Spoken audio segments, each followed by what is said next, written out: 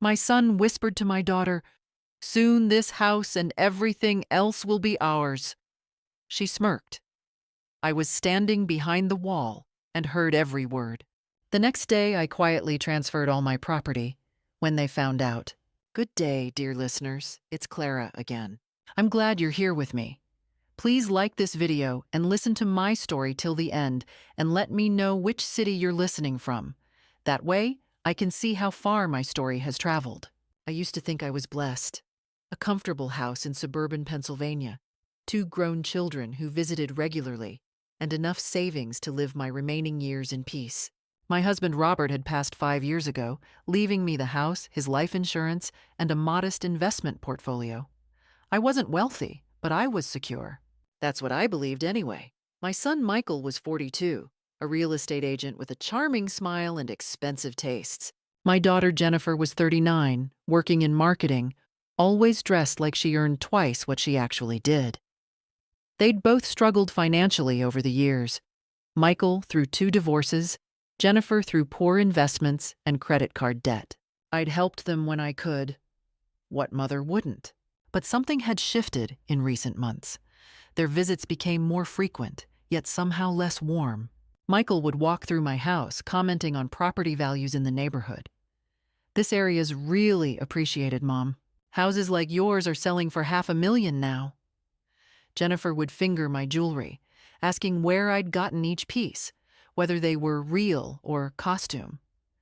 Were these innocent observations, or was I reading too much into them? The questions started subtly. Did I have a will? Had I updated it recently? What were my plans for when the time came? They assured me these were responsible questions, things any caring children would ask. I told myself they were right. I told myself I was being paranoid. Then came that Tuesday evening in October. Michael and Jennifer had come for dinner. Nothing unusual about that. I'd made pot roast, Robert's favorite recipe that I still prepared from muscle memory. We ate. We talked about their lives, their jobs, their complaints about money. After dinner, I excused myself to the kitchen to prepare coffee. That's when I heard it. I was standing at the counter, measuring grounds into the filter, when Jennifer's voice drifted from the living room. The house was old. Sounds carried through the walls in strange ways. She must have thought I couldn't hear. "How much longer do you think?" Jennifer asked. "She's 73 and healthy as a horse," Michael replied. "Could be years. But it doesn't matter. We need to start positioning ourselves now." "What do you mean?" "I mean, we need to be indispensable. Make her dependent on us. Then when it's time for assisted living or whatever, we'll have power of attorney, access to everything." My hand froze.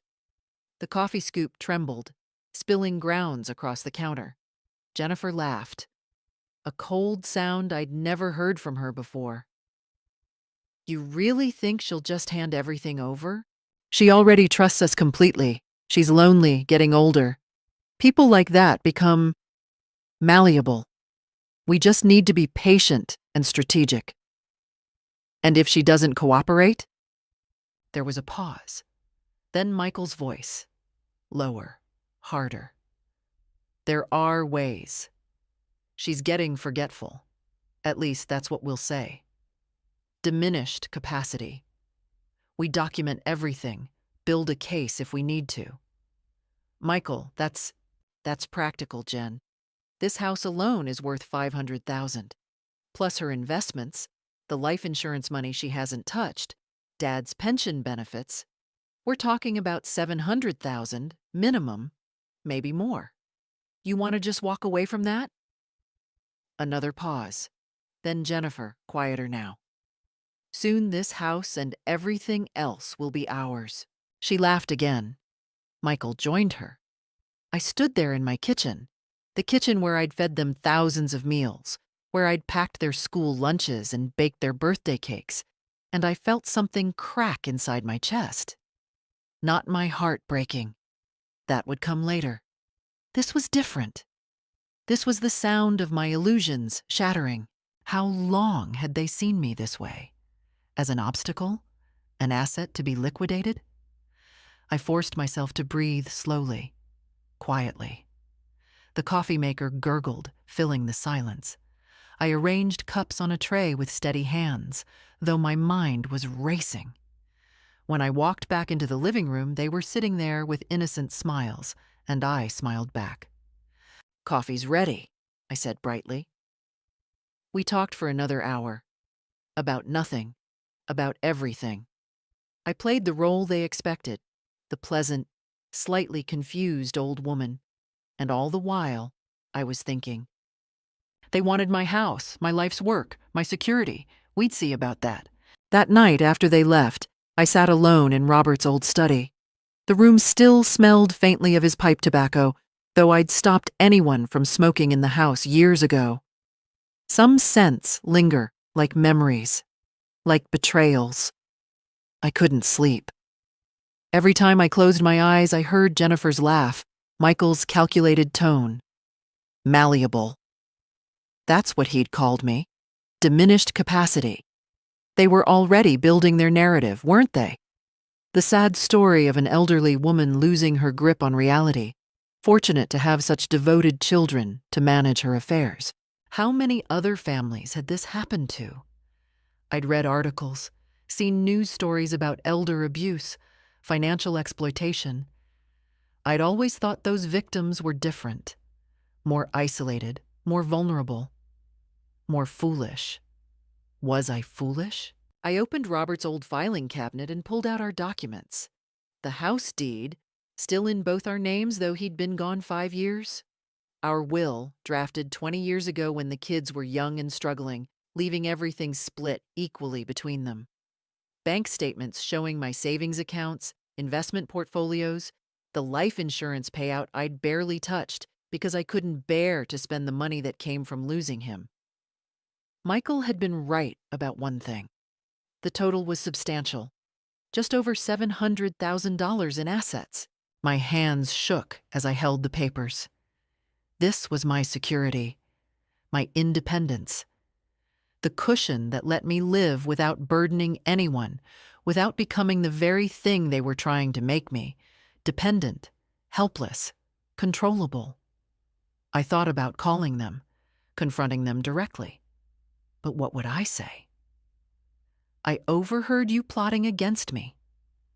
They'd deny it, gaslight me, tell me I'd misunderstood. They'd practiced manipulation their entire lives. I'd watched them charm their way out of consequences since childhood. Michael had talked his way out of 2 failed marriages. Jennifer had a gift for rewriting history to suit her needs. Number. Confrontation would only warn them, make them more careful. I needed to be smarter than that. Around 3 in the morning, sitting at Robert's desk with cold coffee and decades of paperwork spread before me, I made my decision. I wouldn't just protect myself. I would take away their power completely. If they wanted to treat me like an asset to be acquired, I'd remove that asset from the board entirely. But I had to be careful, strategic, use their own assumptions against them. They thought I was lonely and malleable? I'd play that role perfectly. They thought I was getting forgetful. I'd give them nothing to contradict that. Meanwhile, I'd dismantle everything they were counting on, piece by piece, and they wouldn't know until it was too late. The first step was research.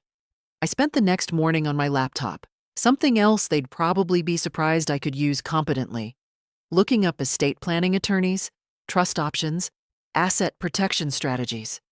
I'd always left the complicated financial decisions to Robert, but that didn't mean I was incapable, just unpracticed. I made a list in a notebook I kept hidden in my bedroom. Find a lawyer they don't know. Understand my options for protecting assets. Document their behavior. Move carefully. They can't suspect anything. By noon, I'd identified 3 estate planning attorneys in neighboring counties, far enough that Michael and Jennifer wouldn't accidentally hear about my visits through local connections. I called the first one, a woman named Patricia Hendricks, whose website emphasized elder law and asset protection. "I need to make some changes to my estate plan," I told her receptionist, "but I'd prefer discretion." Family matters. The receptionist's voice was understanding. We handle many sensitive situations, ma'am. Mrs. Hendricks has an opening Thursday at 2 o'clock. Perfect. I wrote it down. And, is there a back entrance to your office? I'd rather not be seen in the waiting room. A slight pause. There is. I'll make a note for Mrs. Hendricks. She'll meet you privately. This was really happening. I was actively deceiving my own children, preparing to cut them out of my life in the most fundamental way possible. Shouldn't I feel guilty? Shouldn't maternal love compel me to give them another chance? But they'd already had their chances. Every time I'd helped with their rent, their car payments, their credit card debts. Every time I'd babysat their children, listened to their problems, supported their dreams. And this was how they saw me, as an obstacle between them and money. I felt something harden in my chest, cold and solid. They wanted to play games with my life? Fine. But they were playing against a woman who'd survived 73 years, buried a husband, raised 2 ungrateful children, and still had fight left in her. Let's see who was really diminished here. Patricia Hendricks was in her mid-50s, with sharp eyes and a firm handshake.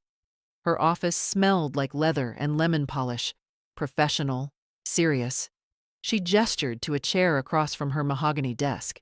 "Tell me what brings you here, Mrs. Morrison," she said.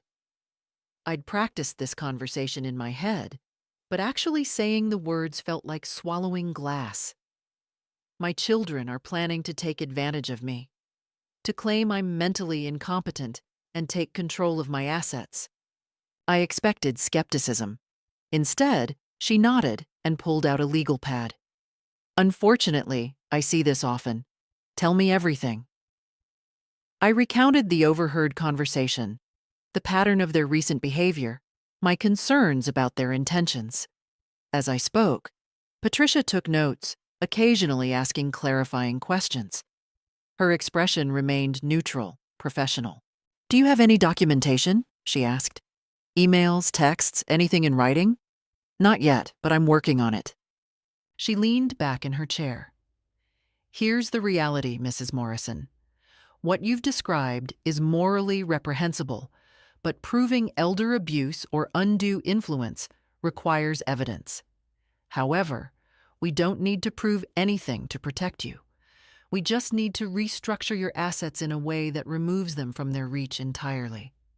How? Several options. We can establish an irrevocable trust, transfer property ownership, update beneficiaries, create legal safeguards against power of attorney challenges. The key is doing it while you're demonstrably competent, which you clearly are. Over the next hour, we discussed strategies. Patricia recommended a comprehensive approach: transferring my house into a qualified personal residence trust, moving liquid assets into an irrevocable trust with an independent trustee, updating my will to include specific disinheritance language, and establishing a healthcare directive that explicitly excluded Michael and Jennifer from medical decision-making. "This is aggressive," she warned. "Once it's done, they can't undo it." "Are you certain?" I thought about Jennifer's cold laugh, Michael's casual cruelty. "Absolutely certain." "Then let's begin. I'll need documentation of all your assets, account numbers, titles, deeds. We'll move quickly, but carefully. Can you gather these without arousing suspicion?" "I'll manage." We scheduled another meeting for the following week. I left through the back entrance, feeling both terrified and exhilarated. This was really happening. But controlling my children wasn't going to be easy. That weekend, Jennifer stopped by unexpectedly, something that had become increasingly common. I was in the garden pulling weeds when she appeared at the gate. "Mom, I tried calling. Didn't you hear your phone?" I wiped dirt from my hands. "Oh, I must have left it inside. What's wrong?" "Nothing's wrong. I just wanted to see you." She walked closer, studying my face.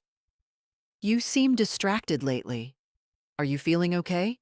There it was. The groundwork. establishing that I was distracted, forgetful, building their case. "I'm fine, dear. Just thinking about your father. You know how it is." Her expression softened into practiced sympathy. "Of course. That's actually why I came by. Michael and I have been talking, and we think you shouldn't be alone so much. We were thinking maybe we could hire someone to help around the house. Someone to keep you company? Someone to monitor me," she meant. "Someone to report back on my activities, my competence, my behavior." "That's sweet but unnecessary. I managed just fine."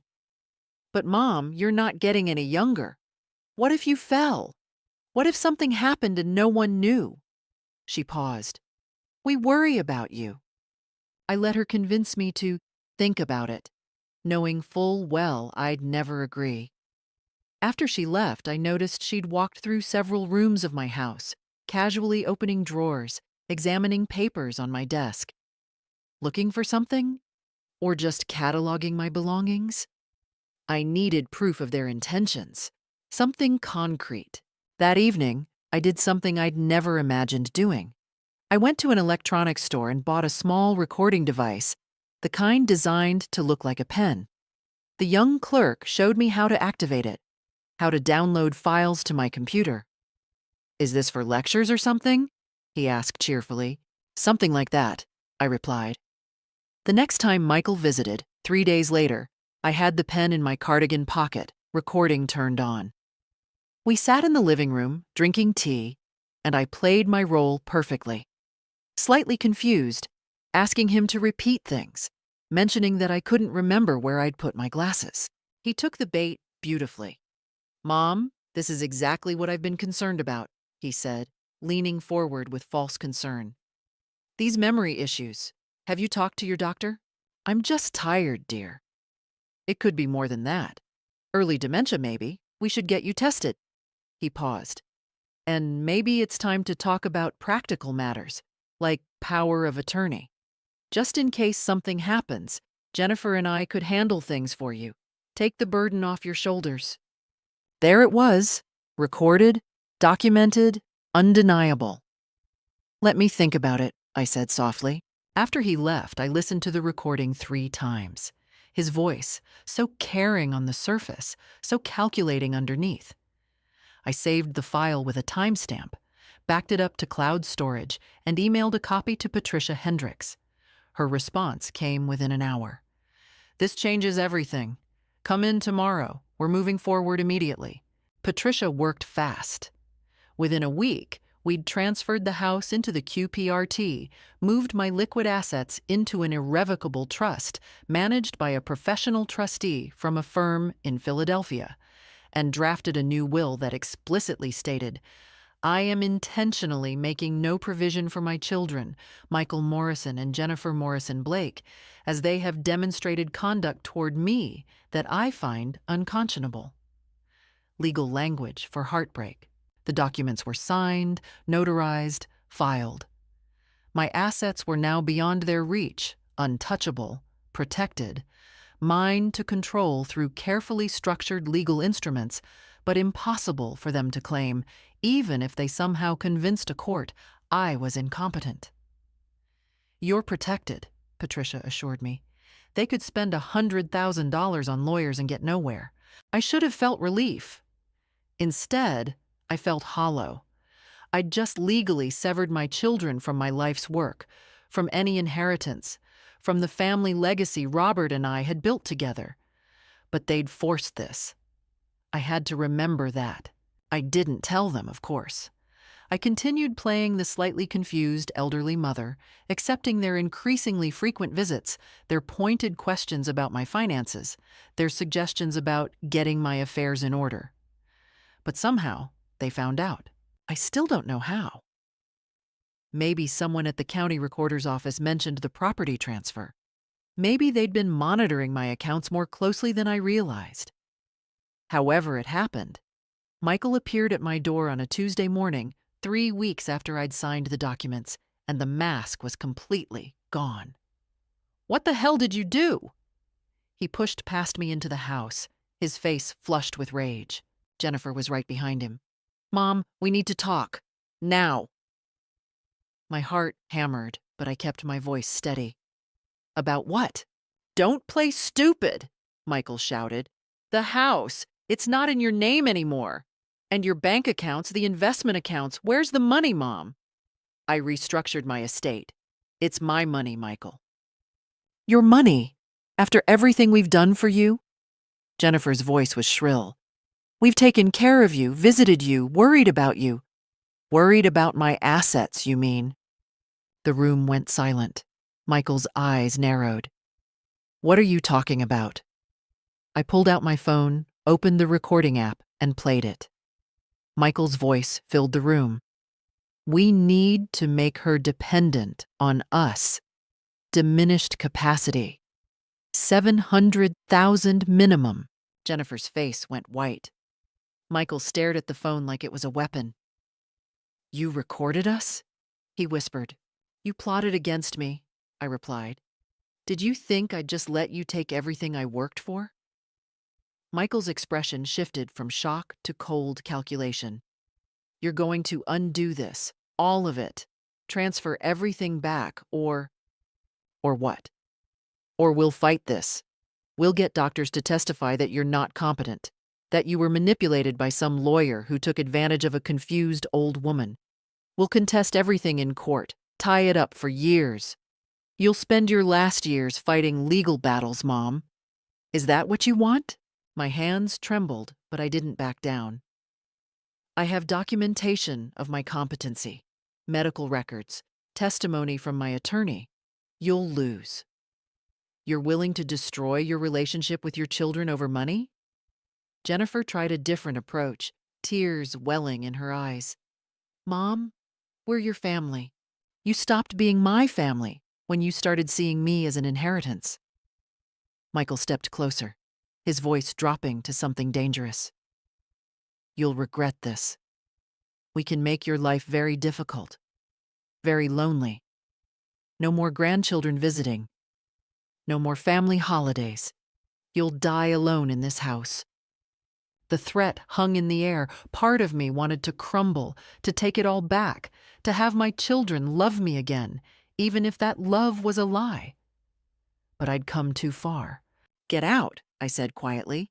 Mom, get out! They left, slamming the door so hard a picture frame fell from the wall and shattered. I stood there, shaking, and then I collapsed into Robert's armchair and sobbed for an hour. After the storm passed, I called Patricia. They know. They threatened me. Document everything. If they contact you again with threats, we may need a restraining order. In the meantime, take care of yourself. Do you have friends? Support? I'll manage. But she was right. I needed time to recover from that confrontation. The next few days, I unplugged my phone, ignored the doorbell, and simply existed. I read books, tended my garden, let myself grieve the family I'd thought I had. By Friday, I felt stronger. Sadder, but stronger. The battle wasn't over. But I'd survived the first real assault. The emails started arriving a week later, not from Michael or Jennifer directly. They were too smart for that. Instead, their children reached out. My grandchildren. Emma, Michael's 17-year-old daughter, sent the first message. Grandma, Dad says you're sick and won't let us help. I miss you. Please call me. Then Christopher, Jennifer's 15-year-old son. Grandma, why won't you talk to Mom? She's really upset. Did we do something wrong? Using the grandchildren. Of course they would. I stared at those messages for a long time. Emma and Christopher were innocent in this. They had no idea what their parents were doing. But responding would open a door I'd deliberately closed. My silence was protection, not cruelty. I didn't reply. 2 days later, a flower delivery arrived. 24 roses with a card. Mom, we love you. We're sorry for any misunderstanding. Can we talk? Please? M and J? Misunderstanding. As if I'd somehow misinterpreted their plan to strip me of my autonomy and assets. The flowers went in the trash. Then came the photo. An old picture of all of us together. Robert still alive, the kids young and smiling, everyone happy. It arrived in my mailbox in an envelope with no return address. On the back, someone had written, "Remember when we were a family?" That one hurt. I won't pretend it didn't. I sat at my kitchen table, holding that photograph, and felt the weight of what I'd lost. Not the children I had now, the greedy, manipulative strangers, but the children I'd thought I had. The illusion of family. How many times could a heart break over the same loss? I was spiraling into dangerous territory, self-pity, second-guessing, when the doorbell rang. I almost didn't answer, assuming it was another manipulation attempt. But something made me look through the peephole. It wasn't Michael or Jennifer. It was Helen Grady, my neighbor from 3 houses down. I opened the door cautiously. "Helen? I know we've never been particularly close," she said quickly, "but I've noticed activity at your house lately. Shouting, your son leaving angry. And I wanted to check if you're all right." Something in her directness steadied me. "Would you like to come in?" Over tea, I told her everything, not the financial details, I wasn't foolish, but the broad strokes. My children's betrayal, their attempts at manipulation, my decision to protect myself. Helen listened without interrupting. When I finished, she nodded slowly. "My sister went through something similar. Her daughter tried to have her declared incompetent to access her pension. It's more common than you'd think." "What happened?" "My sister fought back, just like you're doing. It was hard, lonely. But she had a support group, other seniors dealing with family financial abuse. They met weekly, shared resources, kept each other strong." She paused. "Would you be interested in something like that?" Yes. Actually, yes. Helen made a call right there at my kitchen table. Within 15 minutes, I'd been invited to a meeting the following Tuesday at the community center. That meeting changed everything. There were 8 of us, seniors ranging from 65 to 83, all dealing with some form of family exploitation. Some had children trying to access their money. Others faced pressure to sign over properties, change wills, or hand over control of their finances. A woman named Dorothy, 79 with snow-white hair, ran the group. "We're not here to trash our families," she explained. "We're here to acknowledge reality and support each other in protecting ourselves. What you share here stays here. We don't judge. We just listen." When my turn came, I shared my story. The words came easier this time, less painful. When I finished, heads nodded around the circle. "You did the right thing," Dorothy said firmly. "Protecting yourself isn't selfish. It's necessary." A man named Arthur, who'd been fighting his son's attempt to gain power of attorney, added, "They count on our guilt, on us prioritizing their feelings over our safety. Don't let them win that way." For the first time in weeks, I didn't feel alone. I started attending the meetings regularly. Between sessions, group members would check on each other via text or calls. When I felt weak, when I considered reaching out to Michael and Jennifer, someone from the group would remind me why I'd made these choices. Helen became an unexpected ally. She'd watch my house when I was out, subtly monitoring for any unwanted visitors. "I'm retired," she said with a shrug. "I've got time, and I like you. Plus, your son's car is obnoxiously loud. I'll hear him coming." With this support network, my cold resolve hardened into something unshakable. I wasn't just protecting myself anymore.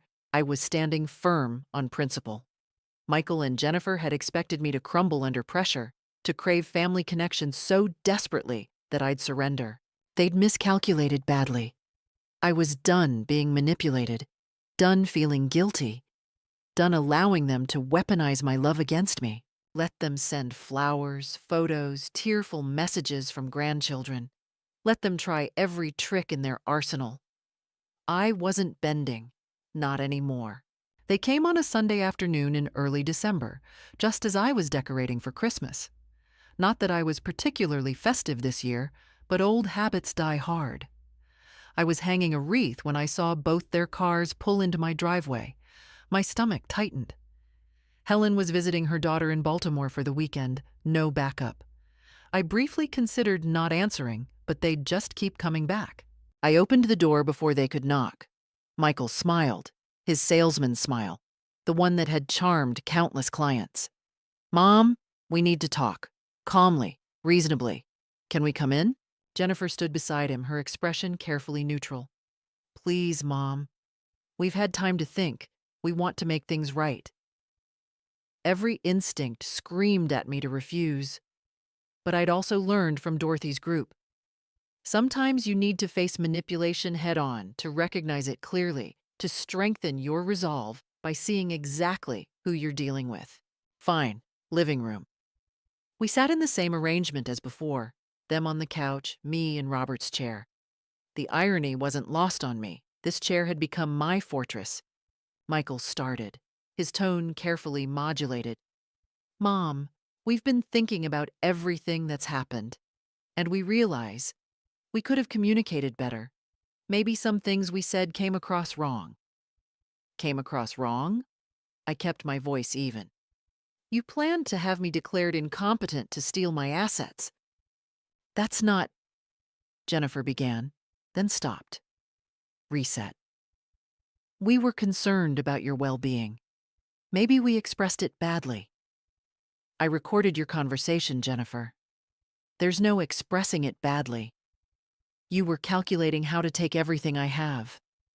Michael's smile tightened slightly. "That recording was taken without our knowledge.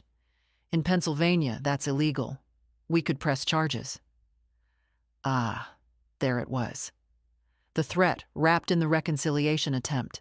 "Feel free," I said calmly. "My lawyer has already confirmed that I was recording conversations in my own home about threats to my well-being. Pennsylvania's wiretapping law has exceptions for that." A flash of frustration crossed Michael's face before he smoothed it away. "Let's not talk about lawyers and legalities. We're family. We should be able to work this out. Then work it out. Say what you came to say." Jennifer leaned forward, her eyes glistening with practiced tears. "Mom, you've locked us out of your life, changed everything without even talking to us. Don't you see how that feels? We're your children. We deserve to be part of these decisions." "Why? So you can override them? So we can help you make good choices?" Michael's voice rose slightly before he controlled it. "Mom, you're 73. You hired some lawyer we don't know, restructured everything in ways we don't understand. How do we know she didn't take advantage of you? How do we know you're making sound decisions?" There it was. The new strategy. Not admitting their own intentions, but questioning my competence and Patricia's integrity. Patricia Hendricks is a respected estate planning attorney with 30 years of experience.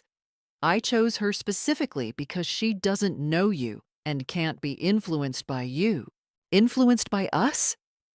Jennifer's voice turned sharp. "We're trying to protect you." "From what? From keeping control of my own life?" Michael stood, began pacing. "You're being paranoid. You've isolated yourself, made rash decisions, cut off your own family. Mom, doesn't that sound like someone who's not thinking clearly?" I understood the play. They were building a narrative. The confused old woman, manipulated by an opportunistic lawyer, acting erratically. If I got angry, if I lost control, it would support their story. I remained perfectly calm. "I'm thinking more clearly than I have in years." "Then prove it," Michael said. "Undo what you've done. If you're really competent, if you really made these decisions freely, you can unmake them just as easily. Sit down with us and our attorney, review everything openly. If it all makes sense, we'll accept it. But you owe us that much." The reasonableness of it was the trap. They wanted me in a room with their lawyer, questioning every decision, creating doubt, building their case. "No, no." Jennifer stood too. Just like that? You won't even consider. I said no. I don't owe you access to my finances. I don't owe you explanations. I don't owe you anything. The masks dropped. You selfish bitch, Michael hissed. After everything we've done for you. What? What have you done? Besides visit when you wanted something. Jennifer's face contorted. We took care of you after Dad died. We called you, visited you, made sure you weren't alone. You checked to make sure I hadn't spent your inheritance, you mean? You're not leaving us anything? Jennifer's voice broke. Real emotion, finally, raw and ugly. Nothing? After we're your children? You made yourselves strangers. That was your choice. Michael's hands clenched into fists. For a moment, I thought he might actually hit me.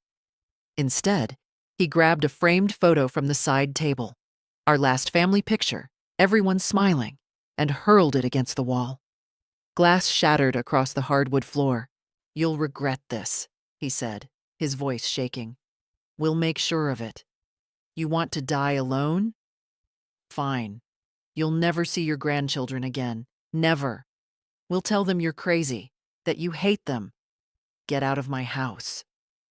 We're not done. Get out or I'm calling the police. They left, Jennifer sobbing, Michael radiating fury.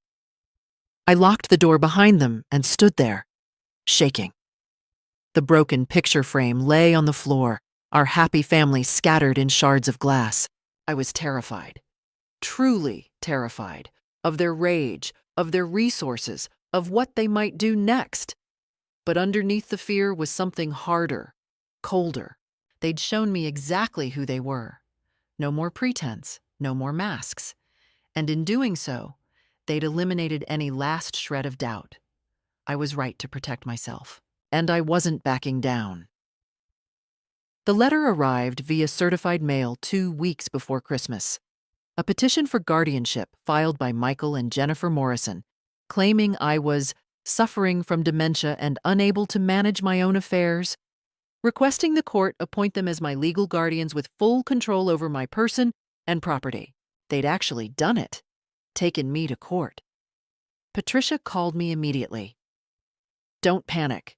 We expected this might happen. We're prepared. Prepared for what? They're asking a judge to declare me incompetent. And we're going to prove you're completely competent.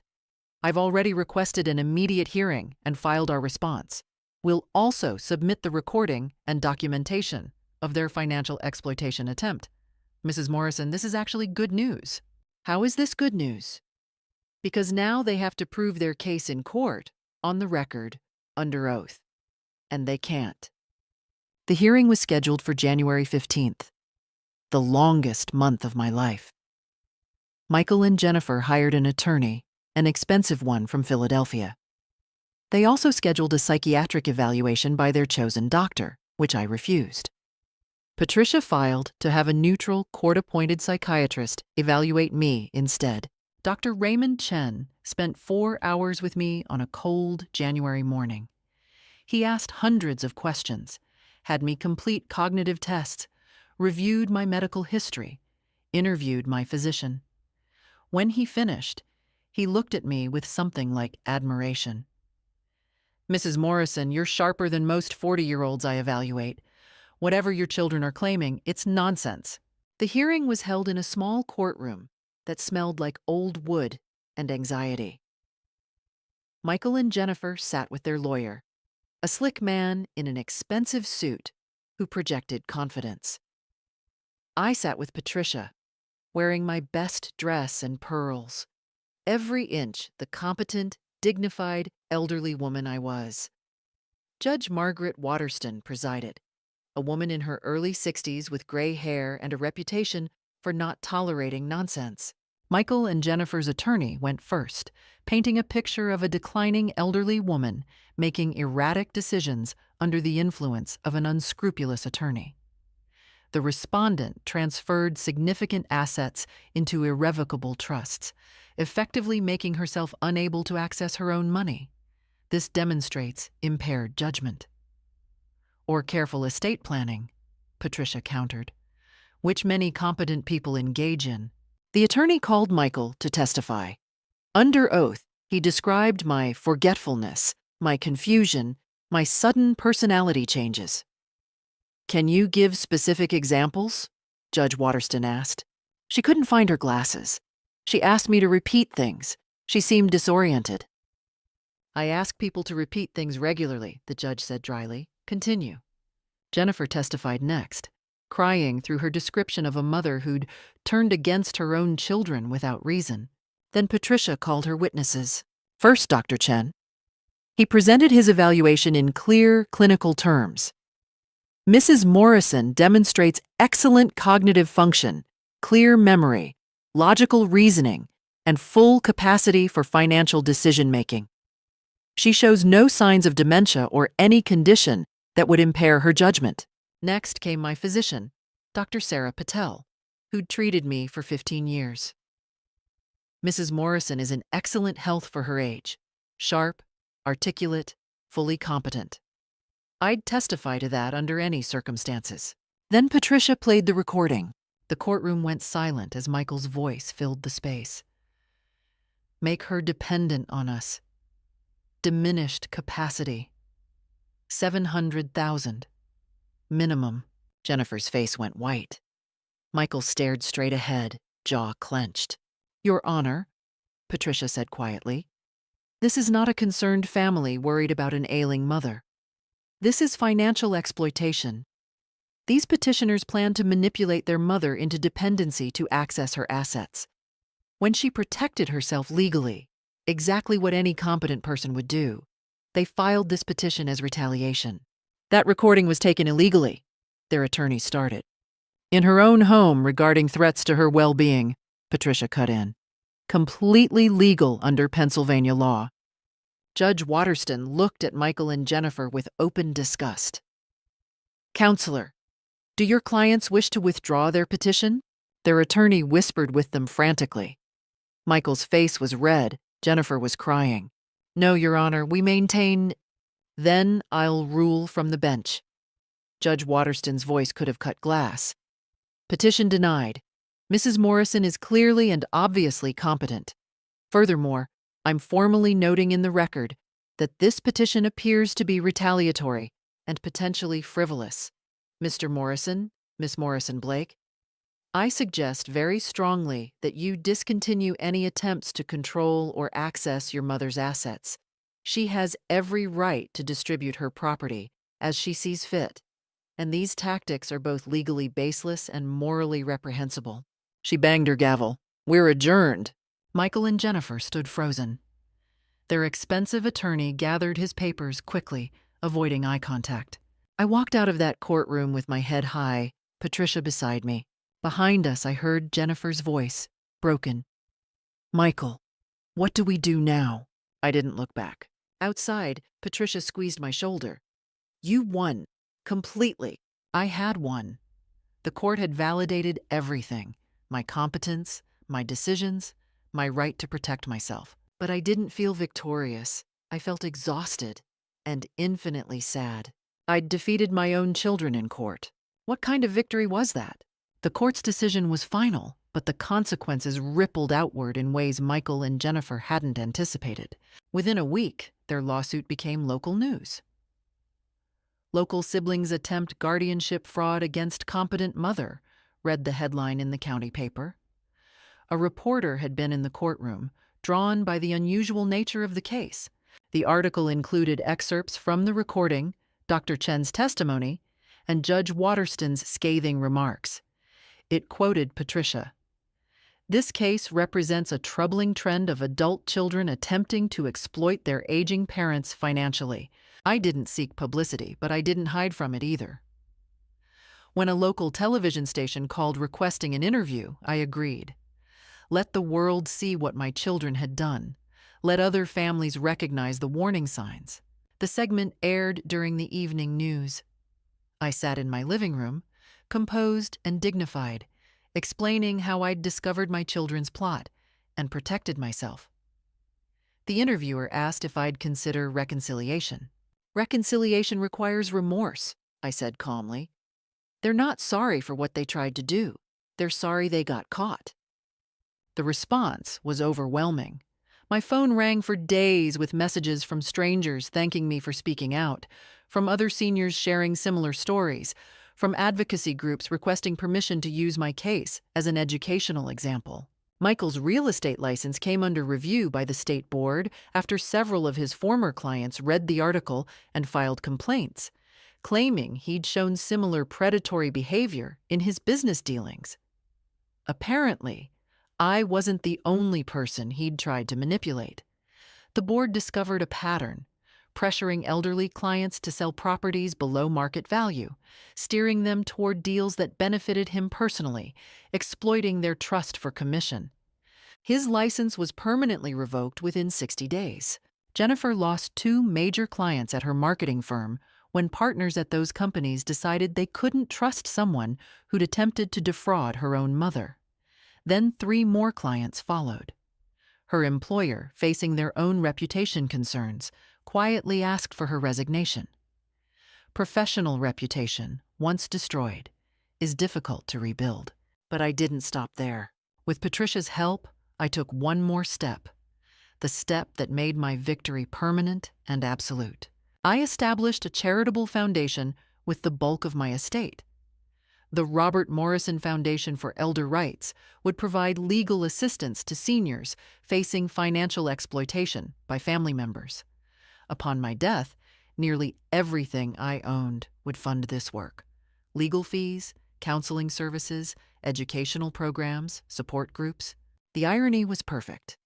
The money Michael and Jennifer had coveted would instead help people protect themselves from children exactly like them.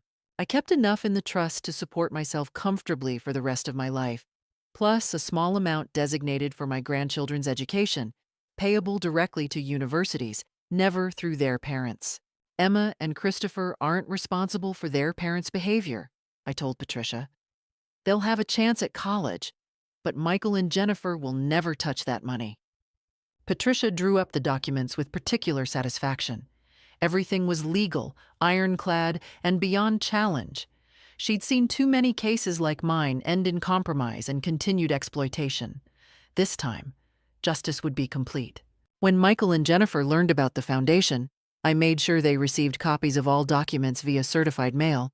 Jennifer called me within an hour. "How could you?" she sobbed into the phone. "That money is ours. We're your children. You're giving away our inheritance to strangers." To people who need protection from their own children, yes. We were going to apologize. We were going to make things right. After you lost in court, after you were publicly exposed, after you had no other options. That's not remorse, Jennifer. That's calculation. "Please, Mom, please. We're desperate. We have bills, debts. Michael's losing everything. I might lose my house. Can't you at least—" No. Just no, after everything, after we're your children? You stopped being my children when you started being my predators. Actions have consequences, Jennifer. You taught me that when you raised your own kids. Remember? You were always so strict about consequences. She hung up sobbing. I felt nothing but cold satisfaction. Michael tried a different approach. He appeared at my door one evening with Emma, using his daughter as a shield. I saw the calculation immediately. The same manipulation, just redirected. "Grandma, please," Emma begged, tears streaming down her face. "Dad says we might lose our house. Can't you help us? Just this once?" I looked at this young girl, innocent, manipulated by her father, just as he'd tried to manipulate me. My heart broke for her, but not enough to bend. "Emma, sweetheart, your father made choices that have consequences. I've set up a fund for your college education. It will be there when you need it. But I can't give your father money to mismanage. That wouldn't help him. It would just enable him."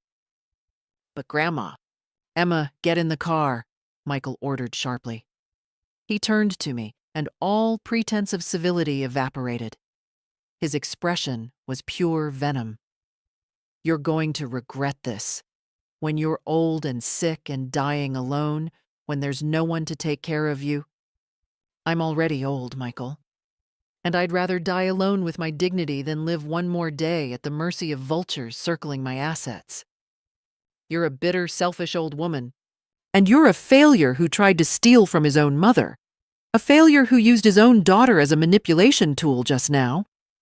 We're both stuck with who we are, but at least I can look at myself in the mirror. His face went red. For a moment, I thought he might actually strike me. Instead, he grabbed Emma's arm roughly and dragged her to his car, speeding away with tires squealing. I watched them go and felt relief. Pure, clean relief. The final piece came 2 weeks later when Helen mentioned that Michael and Jennifer had both put their homes up for sale. Downsizing? I asked, already knowing the answer. Desperate, more like.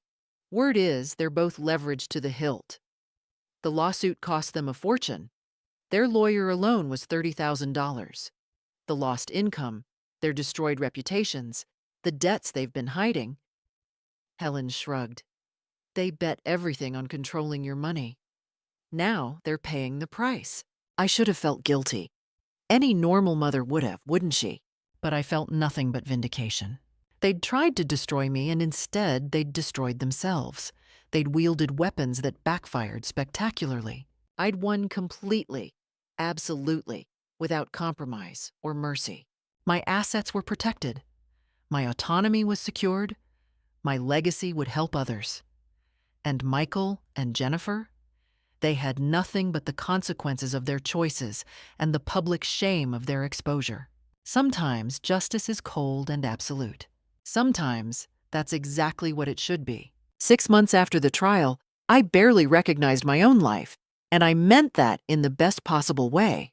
The house felt different now, lighter somehow. I'd redecorated Robert's study, finally moving past the shrine I'd maintained for 5 years. The room became my office for foundation work, filled with sunlight and plants and purpose. The Robert Morrison Foundation for Elder Rights officially launched in March with a small ceremony at the community center. Dorothy and the entire support group attended. Helen brought a cake. Patricia served as the foundation's legal advisor pro bono. Your father would be proud, I said to the photograph of Robert I'd placed on my new desk. And I believed it. He'd always hated injustice. We'd already helped 4 families in our county alone, seniors facing exploitation attempts, connected them with legal resources, and provided emotional support. One woman, Margaret, was 81 and dealing with a grandson who'd forged her signature on loan documents. Thanks to our intervention and Patricia's network, he was now facing criminal charges. You saved my life, Margaret told me, gripping my hands with tears in her eyes. I thought I was alone. None of us are alone, I replied. Not anymore. The foundation work gave me something I'd lost. Purpose. I wasn't just existing, waiting out my remaining years.